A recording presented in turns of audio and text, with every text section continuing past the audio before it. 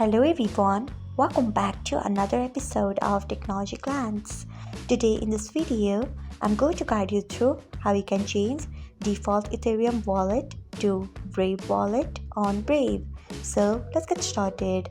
Firstly, open Brave browser in your device, then tap on three dots icon. Next tap on settings. After that, tap on Brave wallet. Next you can see the option of default Ethereum wallet. Tap on it. Then you can see the option of Brave wallet. Tap on it, then tap on done. So this is how you can change default Ethereum wallet to Brave wallet on Brave. Thanks for watching. If you found this guide helpful, we would love it if you hit the thumbs up button below. We upload great new tech tutorials like this one every day, so do not forget to subscribe to our channel and hit the bell icon so that you'll never miss another update.